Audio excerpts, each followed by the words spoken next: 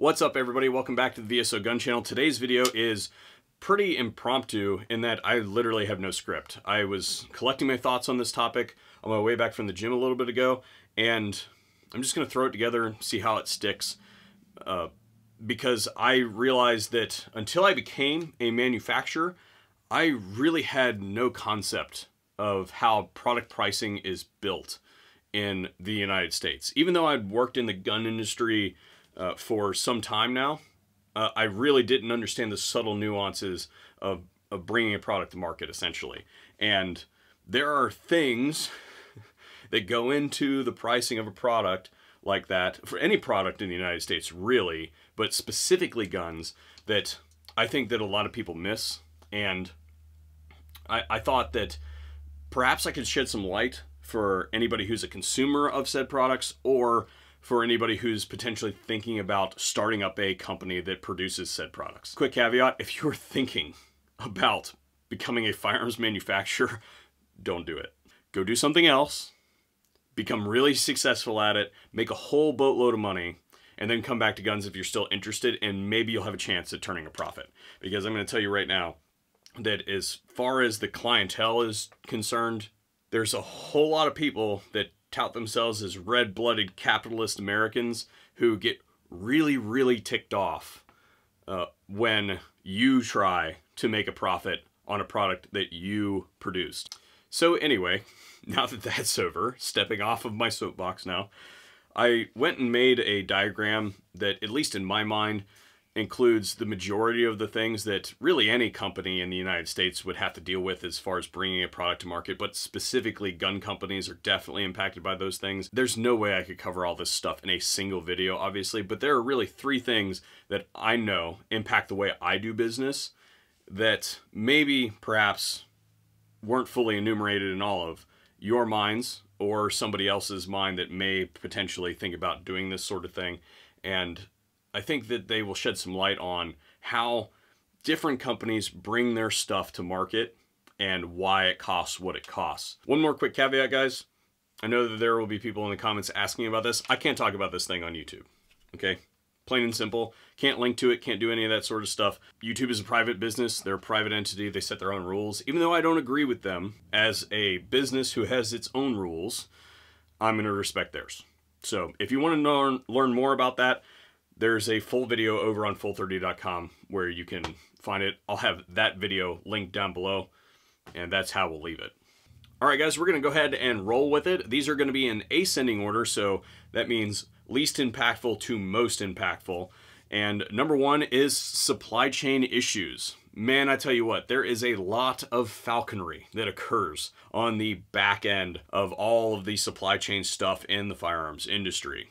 Steadfast capitalist, so I give this one a little bit of leeway because it is the way it is, but because I'm impacted by it, I am going to go ahead and render my opinion on it. Here's how it works. If you are a company that manufactures things out of metal, you have lots of expensive machines that cost a lot of money to run, both with personnel and electricity and a whole bunch of other things that everybody has to worry about who runs a business in the United States. Well, it is in your best interest to keep those machines running as consistently as possible. So a lot of times what companies will do is they'll make their own stuff, okay? And then they'll also take whatever machine time they have left and run stuff for other companies. That just makes sense. As long as that machine's running, it's making money. When it's sitting, it's losing money. Totally got it. Well, when a crisis occurs, and that company is involved at a retail level with the consumer, they then also have a choice whether they're going to turn parts and sell them on the open market at full retail, or they're going to sell it to their suppliers, the people that their vendors that they actually sell them to, that use them or incorporate them into their products. They have a choice between making 60% on the thing or selling it at full retail plus a couple of points because we're in crisis mode. Which do you think that they're going to choose? So that sort of stuff happens all the time. I'm not going to name any names. That's just not good business form. But essentially, that's just how it works. And that's something that you're going to have to deal with if you're dealing with any portion of a product that you do not make in your shop that has to come from another place, you got to have like 3 or 4 people that supply it to you, and good luck. Number 2, insurance. Holy hell. You want to talk about a problem. So you're going to walk into your insurance agency. Let's say you just walk into whoever does your homeowner's insurance, right? Just hypothetical. You're like, hey man, I want to start running a gun shop and I want to start making stuff. And that company's going to be like, wait a minute, you're going to make guns and sell them to people? What if this? What if that? What if that over there? And how on earth, how much could that potentially cost us if we choose to insure your business? So premiums on insurance, and I know that that's an insurance term you may not, I would assume that most adults out there understand what an insurance premium is. The insurance on manufacturing your own product line is ridiculous. It is absolutely ridiculous, and that has to be factored into every single product that you sell that deals in that insurance policy. You may even have to have multiple insurance policies on multiple lines of production because they may differ enough that different concerns may come up in underwriting. You know what your car insurance costs. You know what your homeowner's insurance costs. You know what various other insurances on various things cost. Imagine making something that is literally designed to destroy things. Number 3, and this one burns my ass, man. Taxes.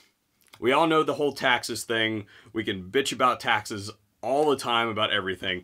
They tax it when you make it. They tax it when you spend it. They tax it when you move it. They tax it when it gains in value. You tax it when you invest it and pull it out. Taxes are ridiculous in the United States of America. Pretty sure we fought a war over this. So, not even credit card processing fees, not even PayPal, not even the state where the transaction occurred, sales tax, which includes a vendor's license, which includes the licensure and things like that that you have to even participate in the business. On top of that, if you produce a handgun in the United States as one of your products, you owe the government 10% right on the top. If you produce a long gun, it's 11% right off the top, and you can't pass it on. And it works kind of like this. So if I make a gun that's $1,200, I have to report that figure, and I have to pay an excise tax of either, again, because if it's a handgun, it's 10%, 11% if it's a long gun. Well, that's sad. There goes some of my margin. To adapt to that, you say, okay, well, we're going to raise the price of the gun that much to be able to recoup that. Well, now they say, wait a second there, Sonny. You can't be doing that right there. You still owe us 11%, but now you owe us 11% on that thing over there. So now the new figure, regardless of how much you increase the price, you will continuously pay more because it's a percentage base. You cannot get out from underneath of it. You will always be impacted on your price by the government charging you an excise tax on the product. All of that sort of stuff goes into the cost of those things. So by the time you even get to putting the product on the market, you've gotten several other things that come at you from different directions that then artificially boost the price of any product in the United States. And then you have to talk about fulfillment. So the bonus one is fulfillment. Are you going direct to the gun shops, or are you going to a distributor? Well, now you have to build in distribution pricing. Well, if you were tight on your budget already, now you have to artificially increase the cost of the product for retail, MSRP versus MAP versus dealer, essentially. And now the dealer's going to want pricing. So now that thing that maybe you originally wanted to sell for and make, $50 a gun or something like that, now you have to set your MSRP at like $150 above that so that the gun shop can make money and they want to be able to distribute your product. So it gets even worse if you're talking about not going directly to the gun shop and you're talking about going to a middleman that is the distributor, which is how most people who are involved in the production of arms in the United States do their stuff. To ensure that that product moves, they go with a middleman that then pushes it all out to the retail level shops. So when you're dealing with all that sort of stuff, there are multiple stacks of shit on your sandwich that you have to eat. So I hope this sheds some insight into why you're paying what you're paying. Essentially, if you want a firearm that is produced by a manufacturer that comes with all the quality assurance, customer service, and warranties that you would expect that come with a firearm in 2020 in the United States, well, essentially you have to pay more for it because to be in business legally, this is the crap sandwich that a manufacturer has to eat. Yes. Could you produce the same rifle from parts by yourself in your garage? Quite possibly, depending on how handy you are and you know the subtle nuances of some of the small stuff that you need to do to take the rifle from a parts gun to a premium product. Yeah, if you know how to do all that stuff, if you have experience in putting hundreds of thousands of rounds down range and how guns come apart and what goes bad and how to mitigate all that sort of stuff, if you know how to do all that, more power to you, bro. Go for it. But if you want those other things associated with it, like, hey, you know, this thing went bad, how do I recoup my investment in this thing? Well, we have warranties for that sort of thing. If you want that, well, then that's something that you have to take into account when you're talking about buying a product from a business in the United States that has to follow all the federal rules that we get imposed on us. Anyway, off my soapbox. I really need some coffee now and a drink because I'm now reevaluating my life.